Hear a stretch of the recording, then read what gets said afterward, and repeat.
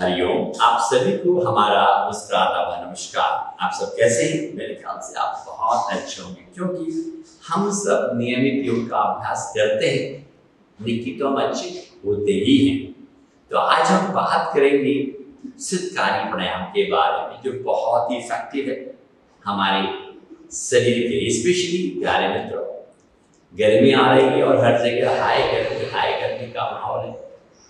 और इस हाई गर्मी के माहौल में किस प्रकार से हम अपने आप को ठंडा ठंडा कूल रख सकते हैं, उसके बारे में बात करेंगे।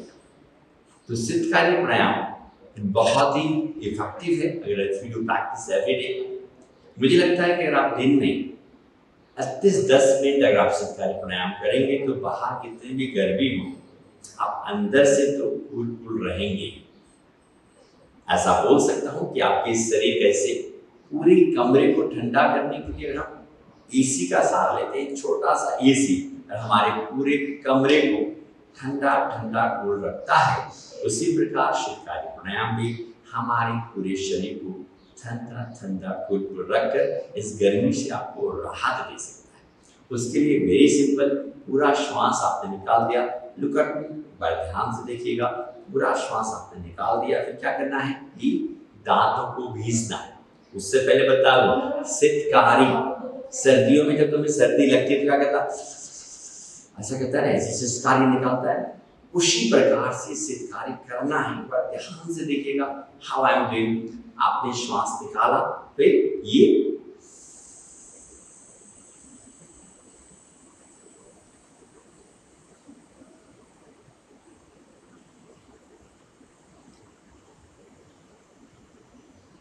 पूरा श्वास भरा, उसको निगल लिया, swallow it।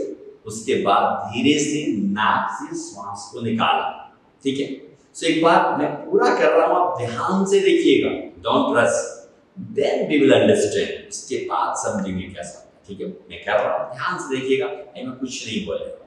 ठीक है, तो किसी भी आसन में, जैसे मैं बैठा हूं सुखासन, आप चाहें तो आप पद्मासन भी लगा सकते हैं।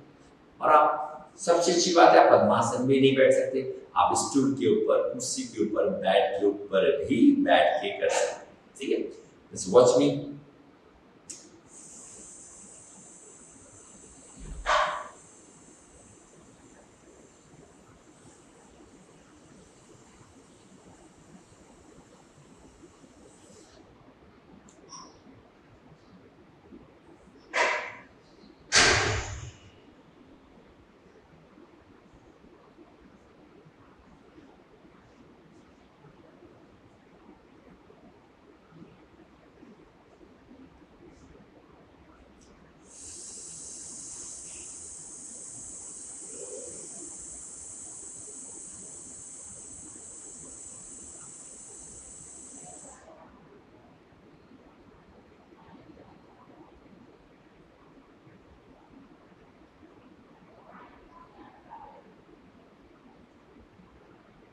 इस प्रकार से धीरे धीरे कर, कैसे मुंह से सिसकारी निकालते हुए पूरा श्वास भरना, और पूरा भरने के बाद कुछ स्वैलो निकल जाना, और एकदम धीरे धीरे नाक के माध्यम से श्वास को निकालना। ये बहुत ही महत्वपूर्ण प्राणायाम है गर्मी से राहत देने के लिए। तो आपको मालूम है ना, गर्मी से संबंधित क्या क्या समस्या हो सकती है शरीर में। बहुत सारा पसीनों का आना, मुंह में छालों का होना, पेट में हाइपर एसिडिटी या अल्सर होना, या पेट की गर्मी की वजह से कॉन्स्टिपेशन होना, इस प्रकार की तमाम समस्याओं के लिए यह प्राणायाम बहुत उपयोगी है।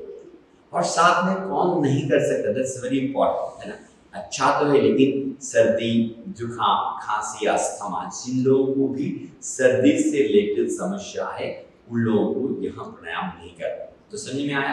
और जब भी आप करते हैं ना, हड़बड़ी मत करिए। अब बात है कितना देर करना चाहिए, कम से कम 4 से 5 मिनट करना है। और दूसरी बात, जब आपको मालूम चल जाए कैसे करना है, तब आंखें बंद करके एकदम तल्लीन होके करना चाहिए।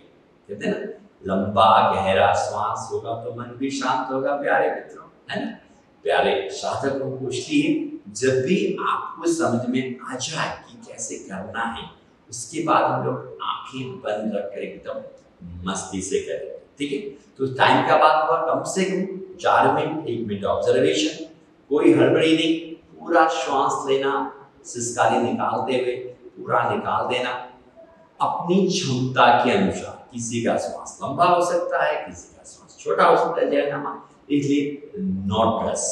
ठीक है सुनिए बेटा, तो now we will do this. तो मैं चाहता हूं कि आज से ही आप शुरू करें, उसको अनुभव करें और अपने नियर डियर वालों को शेयर करें। भैया बहुत आसान प्राणायाम है, आप कहीं भी कर सकते हैं, कुर्सी के ऊपर, बिस्तर के ऊपर, बस के ऊपर, ट्रेन के ऊपर, बस हमें भाव है करने का।